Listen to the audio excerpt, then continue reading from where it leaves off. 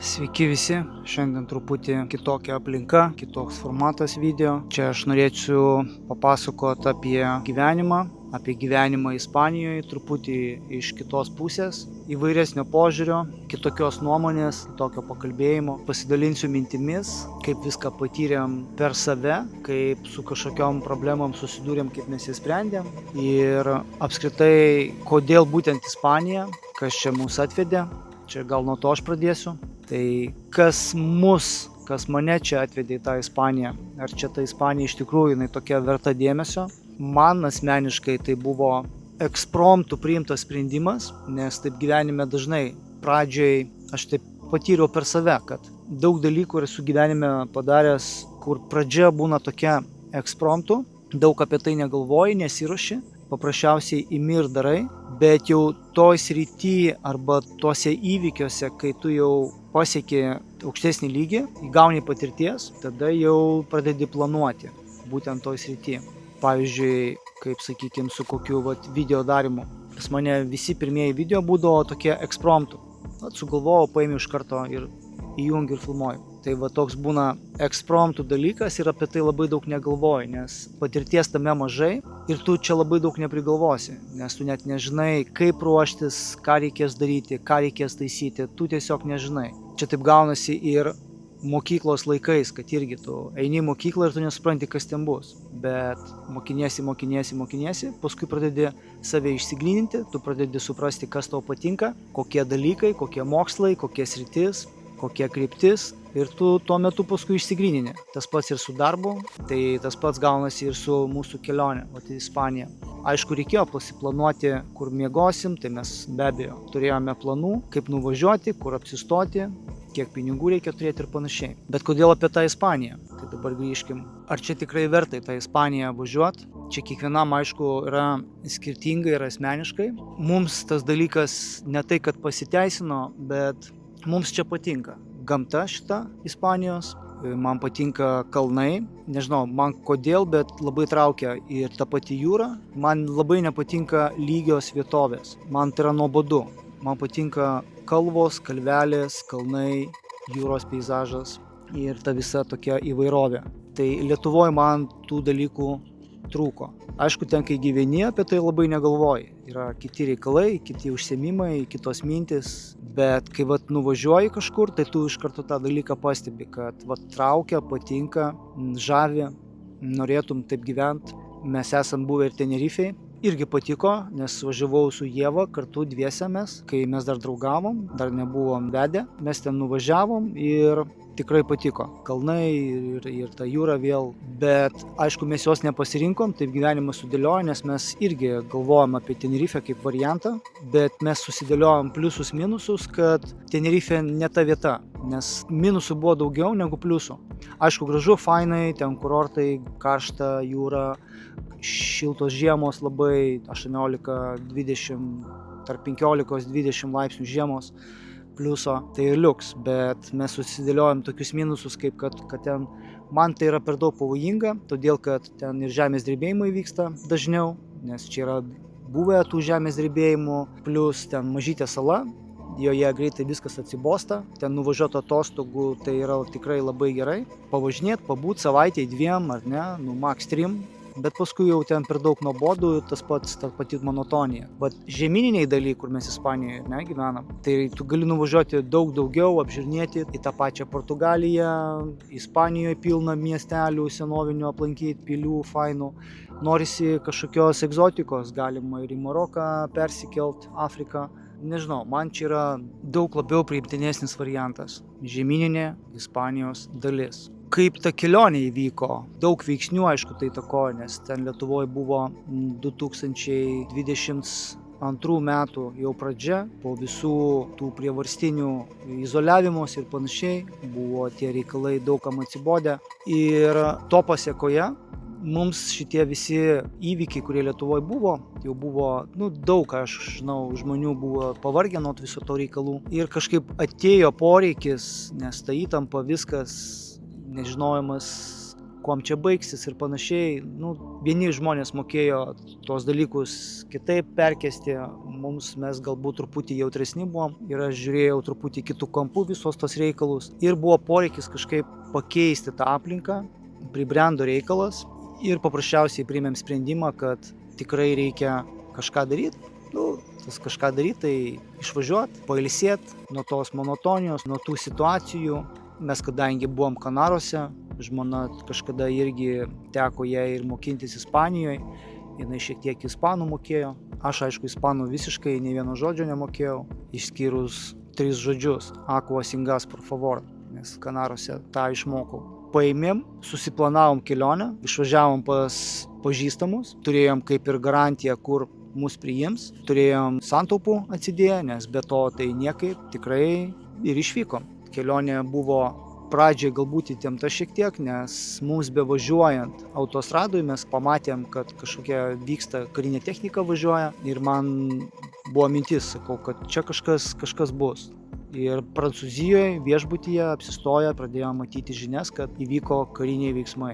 Čia buvo šiek tiek irgi siurprizas, galvojom, matai kaip pataikėm, matai kaip sutapo, galvojau, kad gerai, kad išvažiavom iš tikrųjų, aš taip ir pagalvojau, atvirai sakau, galvom gerai, kad išvažiavom, šitas sprendimas priimtas, jisai pasiteisino. Ta saulė, kita aplinka, truputį atsipalaidavom, viskas buvo fine. Net nemąstėm kažkaip apie jokią kitokią šalį. Gerai, todėl, kad tu gali atvažiuoti su mašina iš Lietuvos, nebūtinas lėktuvas. Jeigu, sakykime, lietuviai irgi skrenda į visokius Tailandus ir panašiai, ten jau sudėtingiau, tai ten jau reikia lėktuvų, ten skristi, ten nenuvažiuosi su mašina. O čia per 4-5 paras tu jau iš Ispanijos atvažiuoti į Lietuvą. Tai ryšim su tuo, mums buvo toks palankesnis pasirodė ir sprendimas, kad būtent Ispanija, nes ir klimatas, ir aišku, ir tas žinomumas, ir ta jūra. Europoje, palyginus, nėra tokios šalies kaip Ispanija, su tokiais kurortais, su tokiu žinomumu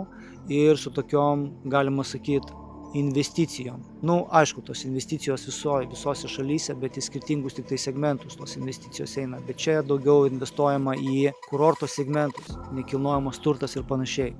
Tai va tas dalykas man ir suteikia tokio netgi šiuo metu saugumo, pasitikėjimo. Aišku, jis niekada negali būti tas saugumas konstanta ir jis niekada, kad nesikeistų. Pavyzdžiui, paimkim tą patį ir Dubajų. Ten irgi atrodė saugu viskas, ten atrodė viskas liuks, fine, bet deja atsitinka taip gyvenime, kad kažkas ima ir pasikeičia. Tai čia ta Ispanija, aišku, irgi nėra kažkoks etalonas saugumo, buvo visko ir karų ir panašiai. Čia šalia irgi, aišku, ta Afrika su savo imigrantų problema nelegalių, bet čia vėlgi, čia yra politika ir aš šitai nesivelsiu labai daug giliai. Be viso tų reikalų, kaip sakiau, kad kas mus privertė išvažiuoti, iš kitos pusės, jeigu tai pakalbėti apie tą Lietuvą. Lietuva man yra toks kaip nedidelis akvariumas, tame akvariume aš kaip ta mažytė žuvytė plaukiojanti ir man asmeniškai tas akvariumas pasidarė per mažas, man norėjosi kažko vėlgi daugiau, pamatyti, kas už tos sienos, kas už tos akvariumo stiklo. Pajausti, man norėjosi to didesnio, platesnio vandenyno. Ir tas akvariumas pavadinimu Lietuva pasidaro toks per ankštas. Tai nereiškia, kad aš Lietuvoje esu labai daug pasiekęs, ne dėl to. Man tik tai norisi platesnių vandenų, įvairesnių galimybių galbūt, man norėjosi kažko truputį daugiau, to platesnio pasaulio, įvairesnio pasaulio, pamatyti, bendrauti su kitais žmonėm, ne vien lietuviais, norėjosi daugiau tokios, kaip pasakyti, įvairovės galbūt, tiek darbų prasme, tiek profesijos prasme, tiek gyvenimo patirti. Moksleivis būdamas, aišku, apie tą užsienį nelabai mes galvojom mokykloje, nelabai aš irgi svajojau, kad išvažiuosiu. Mano pirmas išvažiavimas buvo studijų metais, kai baigiau bakalaurą. Grupiokai dauguma išvažiavo į Ameriką, aš irgi planavau važiuoti, bet taip susiklostė reikalai, kad teko pakeisti tą kryptį, ne Ameriką, bet išvažiavau į Angliją. Kodėl į Angliją? Paprasčiausiai todėl, kad buvo vienas iš tokių dalykų, kad dauguma ten važiavo, tai buvo populiaru. Ir kitas iš tokių dalykų, tai kad mano tėtis ten buvo irgi išvykęs, tai man buvo kaip ir papildoma paskata būtent ten važiuoti. Pirmoji kelionė į užsienį, mane Anglija suformavo, mane Anglija pradėjo laužyti, galima sakyti, gerąja prasme, kaip asmenybę. Aišku, aš Lietuvoje irgi dirbau ne tai, kad daugiau tokius, stengiausi kažkaip atrasti save, be abejo, čia visi mes taip ieškom jaunystėje save, bet teko ir statybose dirbti, teko ir remontus daryti, nes tėtis irgi yra iš statybos srities. Aš tų dalykų išmokęs, galvojau, kad Anglijoje aš nepražūsiu, pagrindus turiu, kalbą iš mokyklos laikų išmokstam. Tam buvau kaip ir paruoštas, tokie pliusai, kuriais remiantis aš paprasčiausiai nelabai ir bijojau. Bazę kažkokią turi, kažkokią kryptį nusimatęs esi ir tu improvizuoji ir važiuoji tą pusę. Žinai, kad reikia, žinai, kad yra galimybė ir judi. Taip ir ten nuvažiavau. Ten aišku visai kitas, ten yra, kaip pasakyti, laukinis pasaulis, nes tavęs ten niekas išskėstom rankom nelaukia, žiūri tave kaip išnaudoti, kaip tave kaip darbo jėgą panaudoti. Bet tai yra gerai, nes tu pradedi suprasti, kas tavęs laukia už to akvariumo ribų. Tave kaip žmogų pradeda laužyti, jeigu tu esi pakankamai stiprus, tavęs nesulaužys, bet tave aplaužys labai gerai ir tave pradės formuoti. Tave pradės formuoti kaip asmenybė. Taip man ir atsitiko. Ten pagyvenęs metus laiko vėl užsimaniau mokintis, grįžti į studijas, pasilaužiau aš ten, mane ten truputį galbūt pakeitė šiek tiek, aišku nedaug, nes tai yra procesas, tai nesibaigiantis augimo. Grįžus aišku į Lietuvą, vėl aš užsimaniau mokintis mokslų, galvojau, tas juodas darbas yra, jisai nėra lengvas dalykas. Tiek valytojų, tiek dažytojų, tiek pardavėjų, aš tos visus dalykus praėjau. Taip kad tuo metu aš nebijojau to juodo darbo, aš įėjau, nes žinojau, kad tai yra vienintelė išeitis užsidirbti pinigus. Bet tą patyręs, vėl aš užsimaniau, galvojau, vėl reikėtų pasimokinti, norėčiau mokintis ir norėčiau dirbti tą baltą darbą vadinamą. Bet yra tik tai iliuzija, kad yra baltas darbas. Tokių dalykų nėra, kad ir, sakykime, verslą savo sukuri, tu dirbi juodai. Čia nėra, nei vieno verslininko nėra, kuris baltais piršteliais ir sakytų, kad nieko neveiki, kojant kojas ir tau pinigai eina. Deja ne, taip nėra. Čia, jeigu kas žiūrės iš jaunesnių žmonių, tai galiu pasakyti, kad juodas darbas visame kame, tiek su kastuvu juodas darbas, tiek ir versle, kurį tu vystai, yra juodas darbas. Lengvo nieko, kad neveikti nereikėtų, tokio dalyko nėra. Bet ta iliuzija sukurta, kad baig mokslus ir gausi geresnį darbą. Be abejo, tu gausi platesnę sferą tų darbų. Nebūsi apribotas vien fizinio tokio nekvalifikuoto darbo, bet tu pabaigęs mokslas tau tik prasiveria, galbūt daugiau durų atsiveria į kitos sferas, į kitus darbus, bet tai vis tiek tau bus juodas darbas. Ar tu prie to kompiuterio sėdėsi, kad ir mokslinis darbus darysi, rašysi straipsnius į konferencijas, vis tiek yra juodas darbas, nes tu sėdi, galvoji, džiūsta smegenis, akis į kompiuterį pastoviai, nuo kėdės sėdėjimo linksta nugara ir augi kreivas, taip kad tokie dalykai yra. Tai grįžęs, užsimaniau mokintis, pradėjau magistrą studijuoti. Po magistro įsidarbinau į institutą, branduolinę inžineriją. Man buvo kažkas tokio sunkiai suprantama, kodėl aš ten iš viso ėjau, bet aš į tai ėjau, nes man pasiūlė darbą. Galvoju, kažkas faino, ne fizinis, mokslinis darbas. Galvoju, man reikia. Bedirbant, besimokinant, privalėjau eiti į doktorantūrą, bet jaučiausi, kad aš ne savo vėžėse, ne savo batuose, ne savo kėdėj sėdžiu. Pradžiai buvo įdomu, mokinausi, dirbau, bet nejaučiau ir nemačiau aš ten savęs. Aš jaučiausi svetimas toj srity. Man norėjosi veiksmo, traukė mane vis tiek tos statybos. Buvom mes pradėję ir statyti namą su tėvais. Kartu dirbom, viską organizavom, kažką patys darėm, kažką samdėm. Aišku, pirmoji investicija mūsų buvo susijusi su tai, kad tėtis buvo išvažiavęs į užsienį. Jis važinėjo daug kur, Norvegijos, Anglijos, Airija, Portugalija, Danija ir panašiai, daug kur Europos šalyse dirbo ir jis buvo uždirbęs tą pirmą kapitalą. Mūsų Lietuvoje likusių mama, aš daugiau galvojom, kaip tuos pinigus investuoti. Jau buvo pirmosios mintis, kad kažką vertėtų iš nekilnojamo turto įsigyti.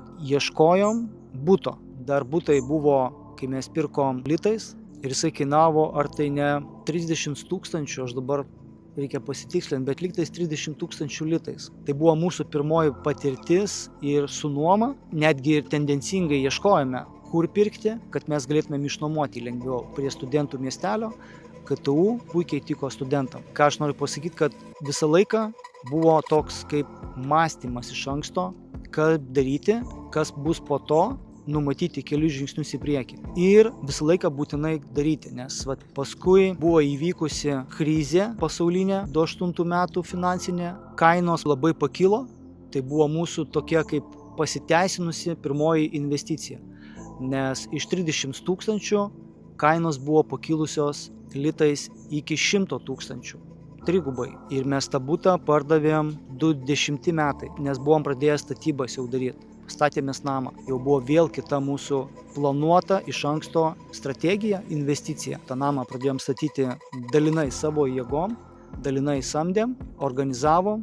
Tai taip ir vystėsi ta mano patirtis toliau prie statybų, prie investicijų. Čia buvo mano pirmos pamokos. Tuo laikotarpiu. Ir aš vėl užsimaniau išvažiuoti. Antras išvykimas vėlgi buvo į Angliją, bet antras išvykimas jau čia buvo su mano būsima žmona.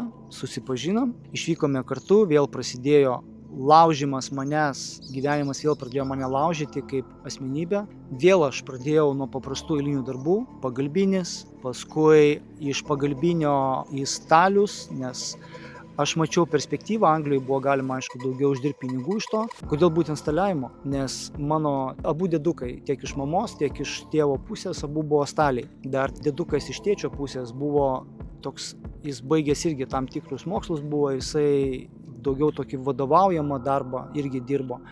Tai tos šaknys dėduko statybų, staliaus, vadovavimas, mokslai, tai suformavo mane kaip žmogų. Man mokslai patiko, man apskritai mokslai patinka, man patinka tas procesas mokintis naujų dalykų, man tie dalykai žavi. Kažkaip mokslai aš jaučiu, kad kažkaip žmogui suteikia daugiau tokios vertės ir tu pasijauti, kad esi sugebantis mokintis. Man savivertė pačiam labiau pakyla, daugiau pasitikėjimo atsiranda, kai aš mokinuosi, nes tai suteikia man žinių ir pasitikėjimo savimi, kad aš sužinojęs kažką daugiau, galiu kažką daugiau pasiekti, kažką daugiau padaryti. Tai man mokslai yra būtinas dalykas, formuoti save kaip asmenybę, kaip žmogų. Bet tas mokslas, jisai nėra toks, kad tu turi džiūti prie tų knygų. Ne toks mokslas. Mokslas yra toks, kad tu matytum, dėl ko tu mokiniesi, matytum tą perspektyvą, matytum tą švyturį,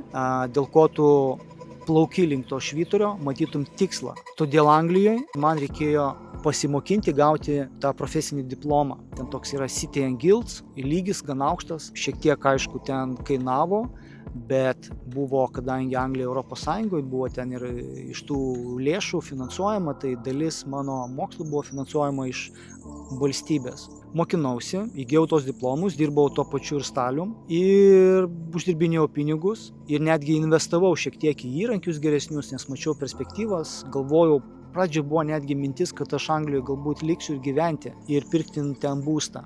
Apie tai jau mąstėm su Ieva, nes buvom irgi, galvojom su paskola galbūt pasiimti, nes mes nebūtumėm pirkę tų namų. Namas kainavo svarais virš 100 000 kaip minimum, tai apie paskolą buvo tikrai mintis ir jau buvo ta linkme viskas po truputį ruošiamasi. Bet kai pradėjau mąstyti ir apie šeimą, pradėjau mąstyti apie vaiką, man Anglija labai nepatiko iš tos pusės, kad ten jaunimas toks degraduojantis, ta visuomenė tokia irgi gėrimai klubuose, tokie piokavimai, paleistuvystė, merginos, aš ten nemačiau savo ateities. Man ta aplinka pradėjo nepatikti, nes aš labai pradėjau domėtis ir sveikų maistų, irgi skaitau tiek apie maistą, apie tą gyvenimą, apie klimatą, apie politiką, apie tą istoriją mūsų. Ir aš matau, kad daug yra neteisybės pasaulyje, daug yra melo, daug yra politikos. Tai nėra visą laiką taip, kaip mums piešia, kaip mums sako ir kaip mes įpratę girdėti. Ta pati medicina ir panašiai. Ir kadangi aš domėjusiu tuo sveikų gyvenimu, nepatik pradėjo aplinka, tie žmonės, tas jaunimas, važinėdavom tais metro, matėm klubuose, kas vyksta. Su ta mintim grįžom į Lietuvą pasigimdyti. Nes Lietuvoje vis tiek dar tas dalykas tiek nėra degradavęs, kiek užsienyje. Aš kaip esu pavažinėjęs šiek tiek po tą Europą, iš tikrųjų yra baisu. Netgi ir ta pati Amerika, va, kiek aš domiuosi, kiek žiūriu, ten irgi ne kažką. Nu, čia Ispanija panašiai gal tik tai tokiuose didesnėse miestuose. O čia, kur mes gyvenam, čia ramiau, nu, bet irgi yra tam tikri judėjimai ir propaganda varoma. Lietuvoje tie dalykai irgi jau atėjo neišvengiamai. Tai va, tai ryšim su tuo, grįžom vėlgi į Lietuvą. Lietuvoje, aišku, pasikeitė truputį mano tik tai ta veikla. Aš daugiau pradėjau mąstyti apie elektrą, nes Lietuvoje tie dalykai labiau vežė. Anglijoje populiaru staliaut, Lietuvoje populiaru daryti automatiką, elektrą, išmanieji namai, prasidėjo smart house, tai aš mačiau, link ko viskas eina. Plius, kadangi aš baigiau magistrą informatiką, mane tas žavėjo, programavimai, valdikliai, išmaniosios sistemos ir panašiai, tai aš truputį pakeičiau vėlgi sritį. Pradžiai buvau paprastu elektriku, vėlgi ištrabavom sienas, vedėm kabelius. Man tas dalykas patiko. Įgijau tą paprastą elektriko diplomą profesinį, truputį stebėjosi netgi dėstytojai, kaip aš čia su magistru einu į profesinį elektros. Bet tokių dalykų man negėda, man nebaisu buvo ir ėjau, kur man mačiau. Tas, kas man patinka, aš kliūčių nematau ir einu tenais. Nes aš žinau, kad tai reikia. Mane tas dalykas stumia, mane tas dalykas veža. Matau, kad man patinka ir aš noriu. Dirbau elektriku, galbūt, aišku, pastebėjo vadovai, darbų vadovai, direktorius, pakėlė pareigose iš paprasto elektriko į darbų vadovus, nes jiems tiko, kaip dirbau.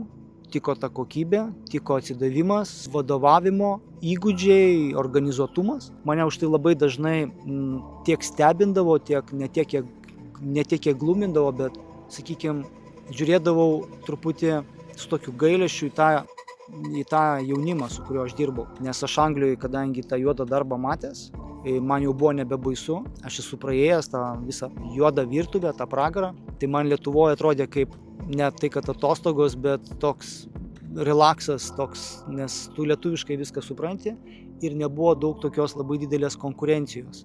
Nes jeigu tu nori kažką dirbti, tu būk atsidavęs tam darbui ir tu pasieksi daug geresnių rezultatų. Aš matydavau iš mano kolegų, kurie dirbo elektrikais kaip aš, kad jie nėra atsidavę tam darbui šitaip. Jie žiūri labiau tik tais į pinigus, truputį pavėlavo sumokėti, sakykime, kokią 3 dienas pavėluoja pinigus sumokėti, viskas, jau jiems viskas krenta iš rankų, jau jie nuotaikos neturi, jau jie nenori dirbti, visi maištauja ir panašiai. Tai su tokiu požiūriu toli nenuvažiuosi. Tai tos atlyginimus, aišku, sumoka, man tie pinigai būdavo kaip bonusas tik tais, nes aš dirbu, kas man patinka, kas mane veža ir dar už tai gauni pinigus. Tai čia yra wow ir super. Aš čia jaučiausi kaip, kad aš mokinuosi ir dar gaunu stipendiją. Nes, vis tiek tu dirbi, tu vis tiek gausi pinigų. Bet čia panikuoti nėra dėl ko. Aš nežinau, kodėl jie panikuodavo. Tai nei ten šeimų turėjo, nei vaikų, nežinau, paskolas gal kokias turėjo, jiems reikėjo mokėti. Bet nėra ko tada lysti tą paskolą, jeigu tu esi jaunas labai ir tu su darbais problemos dar nesi save atradęs ir tau viskas krenta iš rankų. Paskolą turi imti tada, kai turi šiokį tokį pagrindą po kojom, įsidvažiavęs su darbais ir panašiai. Tai sakykime, tas jaunimas mane truputį glumino, truputį liūdino, truputį juokino, visko buvo, visokių emocijų, kai aš matydavau tokius vaizdus. Toliau augau neišvengiamai, vėl vyko transformacijos tam tikros, paskui aš užsimaniau pakeisti vėlgi darbą, pereiti į pardavimus iš elektrikų, tokio fizinio statybose buvimo, į pardavimus, į automatiką, į valdiklius, programavimai, mane tie dalykai, sakau, šiek tiek žavėjo, buvo toks etapas, bet tai buvo neišvengiamo augimo poreikis, nes man yra būtinas toks augimo procesas. Čia yra ne vien tik tai man būtinas, čia yra iš principo kiekvieno žmogaus būtinoji sąlyga. Jisai gyvena, vaikas gimsta, jisai neišvengiamai auga. Auga visomis prasmėmis, ne tik fiziškai. Jisai auga ir mokindamasis kalbėti. Paauga vaikas į mokyklą, tėvai jį auklėja. Čia vėlgi augimo procesas. Ir jisai niekada neturi sustoti. Mes užaugiam, baigiam universitetus, pradedam dirbti ir daugelis galvoja, kad čia viskas. Mokinimasi sustoja, augimas sustoja. Deja, tikrai ne. Šitoj vietoj baigus mokslus, įgijus profesiją, pradėjus dirbti, tu negali vėlgi sustoti. negali sustoti augęs, nes tas darbas vėlgi jisai nėra konstanta, ten visos žinios keičiasi, technologijos keičiasi, žmogus pastoviai turi augti, pastoviai mokintis, nes kai vyksta stagnacija, žmogus savyje netelpa, jis pradeda nesuprasti, kas jam darosi, pradeda kaltinti kitus, pradeda pyktis su šeima, su žmona galbūt, kaimynais, jiems visa Lietuva pasidaro prasta, visas pasaulis blogas, žmonės prasti, prasideda alkoholis, nusikaltimai, vien todėl, kad žmogus nustoja augti kaip žmogus, kaip asmenybė. Ir jam viduje kyla nepasitenkinimas. Aš esu tą jausmą patyręs, esu tai perėjęs, netgi ir iki šių dienų vyksta tos transformacijos, tie augimai neišvengiamai, nes tu kaip žmogus, tu dirbi, tu pasistatai namą, tuo proceso metu viskas fine, viskas liuks, bet, sakykime, pasistatai namą ir paskui ateina vėl kažkas negerai viduje, kažko trūksta, kažkokia apatija, neapatija, kažkoks maištas viduje. Esu kalbėjęs ir su draugais, ir su pažįstamais. Jie sako, kažkas viduje vėl, kažkokia apatija, iš rankų krenta, vėl atrodo dirbi, darbas gerai apmokamas, namas pasistatęs, bet kažkas negerai, kažkas viduje negerai. Tai mano patirtimi, mano matymu, mano supratimu, žmogus jisai tuo metu vėl yra poreikis augimui. Tavyje tas dalykas tau duoda signalą. Kažką keist savyje, kad tu augtum, o ne užsiliktum vėl tam pačiam lygyje. Ir tas augimas yra neišvengiamas kiekviename iš mūsų. Ar žmogui 20 metų, ar 50, tik tai aišku yra augimo, ne tai kad būsenos lygiai, truputį skiriasi, nes tau kur 20 metų ir kur 50 metų. Tai yra didžiuliai skirtumai, tiek fiziniai, tiek protiniai, tiek patyriminiai. Todėl ir augimo poreikis vėlgi yra skirtingas. Nes tu gali būti, pavyzdžiui, 60 metų, viską gyvenime praėjęs, patyręs tos fizinius sunkumus ir tau jau nebėra tiek energijos, bet tu turi sukaupęs labai daug patirties. Pas tave didžiulis žinių bagažas. Koks gali būti, pavyzdžiui, augimas tokiam žmogui? Tai jis neina į tą fizinį darbą ir nedaro to fizinio darbo, nes jėgos nebe tos. Jis gali augimą save realizuoti per mokinimą jaunimo. Tai vėlgi yra kita stadija, kitas augimas. Tai 60 metų žmogus jis gali būti kaip mokytojas, mentorius jaunesniems žmonėms. Čia vėlgi yra augimas. Tai čia yra mano toks supratimas, aš taip matau pasaulį. Tai kas liečia mane, tos mokslus, tą patirtį, tą buvimą vėl, kaip aš minėjau, ėjau pardavimus, nes toj srity darbų vadovų aš patyriau, fine, paaugau, man nesinorėjo eiti vėl toliau darbų vadovų. Man nesinori eiti taip, man norisi eiti taip. Ne tam pačiam lygyje likti, bet pakilti aukščiau. Next level, kaip sakant, next level. Ir tas next level man yra žūtbūtinis dalykas. Aš be jo negaliu gyventi, man next level yra kaip oras, kad aš galėčiau gyventi. Nes kitu atveju viduje kyla vėlgi nepasitenkinimas to gyvenimu, viduje kyla kažkoks maištas, nemaištas, bet tokia būsena labai negera. Kai ta būsena atsiranda, aš tada pradedu suprasti, kad tai man ženklas, kad tai signalas kažką truputį pakeisti, padaryti tą next level šiek tiek aukščiau. Čia nebūtina metrą next level, ne, užtenka milimetro, užtenka 2 milimetrų. Čia taip kabutėse, kad suprastumėt mastą. Next level tai yra, gali būti bet kas. Pavyzdžiui, sporte, kaip irgi mes ryte atsikeliam ir žinau, kad reikia palaikyti fizinę būseną gerą, nes su metais vis tiek raumenynas, judesio reikia, žmogui reikia judėti. Jisai sukurtas judėti. Žmogaus kūną sudaro ar tai 70% vandens, ar ne? Visa kita yra kietoji masė. Tai jeigu tiek procentų vandens, vadinasi vanduo, kuris stovi vietoj, jisai genda.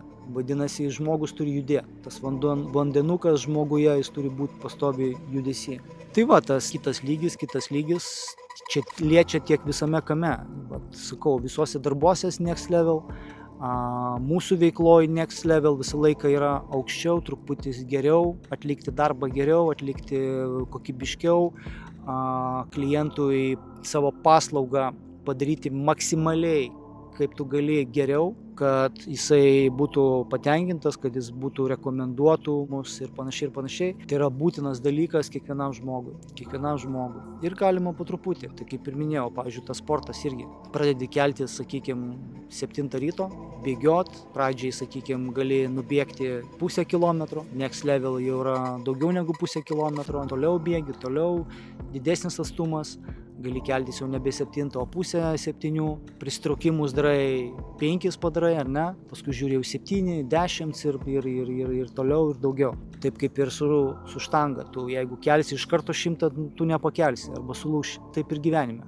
Visą laiką yra mažai žingsneliais, pirmin, po truputį, judi, eini, nesustoji, būna atsimuši viduj, atsiranda kartais toks tinginys apima. Tas dalykas visiems būna, man irgi būna, bet tu žinai, kad reikia judėti pirmyn. Tu žinai, kad reikia atsikelt, reikia pabėgioti, reikia pasportuoti. Nesinori bėgioti, kūnas priešinasi, smegenys žino, sako reikia, kūnas nesako, bet smegenys sako būtina, nes tai yra toks gyvenimas, taip žmogus yra sukurtas. Lygiai ir su tais pačiais darbais. Už tai tu turi matyti, nusistatyti tikslą, nusistatyti tą švyturį, turi plaukti per tą upę. Šalta, baisu, kai kur gilu galbūt, srovės tave neša į šoną, bet tu turi atrasti jėgų, judėti pirmyn, privalai. Dabar ko mes ten baigiam? Į pardavimus perėjau, vėlgi ta patirtis, vėl man norėjosi viduj kažką savyje keisti, vėl augti, vėl aš pajaučiau tą būseną, kad vėl man reikalinga next level. Ne būtent ne toj srity, bet kažkaip, nes mane traukė vis tiek, kažkas mane traukė prie statybų. Man tik tai paskui atėjo tas supratimas, kodėl aš daug dalykų perėjau, daug darbų perėjau, daug dirbau pas kitus dirbau, pas kitus mokinausi, pas kitus. Buvo man direktoriai kiti. Aš dirbau kitiems žmonėms, siekiau kitų žmonių, padėjau siekti jų svajonių. Ir man tas dalykas viduje netenkino, nes man reikėjo kitokio lygio. Norėjosi turėti savo veiklą, savo užsiėmimą, bet turėti savo, kad siekti savo to žvaigždės, savo susikurto, plaukti link savo švyturio. Tai va tos visos patirtys, tie visi patyrimai, darbas pas kitus, darbas kitiem, mane klijavo, mane formavo, viena patirtis, kita patirtis, ta patirtis. Ir visos tos patirtis suformavo mane kaip žmogų, ruošė tam, kad aš galėčiau turėti savo užsiėmimą, savo veiklą. Ir tai buvo vėlgi mano next level. Tai va tas dalykas, jisai vedė mane prie to, ką aš turiu šiandieną. Labai daug man padeda žmona, tai yra mano partneris. Tai yra super dalykas, kai kartu su ja mes galim siekti savo tikslų, savo norų, savo veiklos. Tai yra super žavus dalykas, super nuostabus, kad aš turiu tokią partnerę. Aš ją labai pasitikiu, nes jinai yra daugiau tokia smulkmeniška ir jinai turi vėlgi sugebėjimą, turi savo talentus. Ir aš supratau, kad man reikia sujungti tuos talentus tiek savo, tiek jos į vieną bendrą komandą iš 2 žmonių. Ir jinai papildo mane tokiom savybėm, kokių aš neturiu. Ir tai yra idealus partneris. Man tas next level tai yra vėlgi investicija jau labiau už Lietuvos ribų. Mes neapsiribojam vien Lietuva. Kodėl? Nes Lietuva yra truputį tokia per daug rizikinga šalis tapo, vien dėl šitų globalių visų reikalų. Matau šiek tiek įvykius į priekį. Aš vėlgi matau tą Lietuvą labai rizikingą. Rizikinga ta prasme, kad ten praėjo tiek tas pirmas pasaulinis, tiek antras pasaulinis. Ir aš neturiu garantijų, kad nepraeis ir trečias, kaip pasakyti. Tie visi įvykiai, tie globalūs dalykai, sprendimai man neduoda jokių vilčių, kad Lietuva yra ta šalis saugi investicijoms. Nematau tų vilčių, nematau perspektyvų. Matyt, man vėl gyvenimas atsiuntė kaip ženklą. Jaučiu, kad reikia kažkur, tai reiškia, šiuo metu šioje situacijoje į Ispaniją, judėti pirmin, investuoti kitur, pirkti kitur, tas nekilnojamas turtas. Aišku, turim šiuo metu projektą Lietuvoje, vis dar tenais yra ryšys, yra reikalų, yra tėvai, dar kažkaip, taip dar gyvenimas mane taip rodo, kad dar tenais daryk, bet aš žinau, kad ateis momentas gyvenime, vėl gausiu tą ženklą, viduje tą jausmą, supratimą, ką reikia daryti. Bet statomės šiuo metu kaip ir savo, tai už tai tą ir kokybę žiūrime, kad viskas būtų kaip savo. Mes ir tada ir pirmą namą statėm vėlgi savo, nors pardavėm ir investavom kitur. Be to, dar aišku, prieš tą namą buvo mūsų su žmona, kai grįžom su to kapitalu, teko pirkti ir sodybą Lietuvoje. Aišku, ėmėm ir paskolą prieš tas krizės 20 metų, pirkom pajūry. Tai buvo būstas vėlgi perkamas su mintim, kad vėlgi išnuomosim. Tos pajamos eis mums padengimui paskolos, tai išnuomavom, buvo reikalinga patirtis kaip nuomos reikalai, pajūry, pasiteisino, įgijom patirties, čia atvažiavome, pradėjom gyventi, mes vėlgi išbandėm viską, Ispanijoje vėlgi atvykus. Tai tas žinių bagažas, tos patirtis duoda paskui tokio užtikrintumo, kai eini gyvenimo keliu ir pradedi, sakykime, nuo nulio tą visą reikalą, nes atvykus į Ispaniją mes realiai pradėjom nuo nulio viską. Aišku, turi turėti santaupų, turi turėti šiokią tokią garantą finansinį, neišvengiamai. Tie, kas, pavyzdžiui, žmonės irgi galvoja, bet atvažiuoti į Ispaniją, tokių būna avantiūristų, kurie neturi to finansinės pagalvės ir jie važiuoja naura. Jie važiuoja paprasčiausiai ekstremaliai, man tai yra ekstremaliai, nes finansai yra būtinas dalykas. Čia yra ekstremas važiuoti be pinigų. Čia nebent gali be pinigų važiuoti, kai tu esi jaunas, neturi šeimos ir tu gali tada be abejo. Irgi toks, galima sakyti, next level. Pabandyti ekstremalių situacijų poreikis atsiranda, be pinigų. Bet, sakykime, mes, kai čia atvažiavom, turėjom tą tiek ir patirties, nes aš realiai išvažiuočiau belekur į bet kokią šalį. Aš žinau, kad aš pradėčiau nuo statybų darbo, nes tai yra vienintelė sritis, kurioje aš turiu užtikrintumo ir patirties. Galiu elektrą daryti, galiu, sakykime, kad ir mūryti, jeigu reikėtų. Ten ne aukštasis pilotažas, ten tik tai reikia kruopštumo, reikia truputį tokių technologinių žinių, kaip viskas daromas ir patirties be abejo, kantrybės ir pirmyn ir darai. Visas sienas aš pats visas sienas išsimūrinau namo. Aišku, stogo nesiryžau daryti, nes jau ten reikia dirbti grinai ant to dalyko, ant stogo darbų, kad visus niuansus žinot. Tai atvažiavus į Ispaniją, nuo ko pradėti, sakykime, bet aš galėsiu papasakoti kitoj daly, kaip susirasti tuos pirmus darbus, kaip aš susiradau, kaip aš statybose pradėjau dirbti, kaip aš be kalbos įsidarbinau į ispanišką firmą. Nemokėdamas ispanų kalbos, dirbau su ispanais. Tai čia yra irgi toks paradoksas, bet yra įmanoma, nes viskas gyvenime yra įmanoma ir šitas dalykas yra įmanoma. Dar pakalbėsim apie tai, kaip mes čia būstų ieškojame, apsigyvenom, kaip mes radom juos, kokios buvo patirtys vėlgi su būsto paieška, ar padarėm kokių klaidų, ar mes darytumėm galbūt kažką kitaip, kaip buvo su nuoma vėlgi, kokie čia mūsų patyrimai, kaip aš žiūriu tą Ispaniją, kokie pliusai, kokie minusai.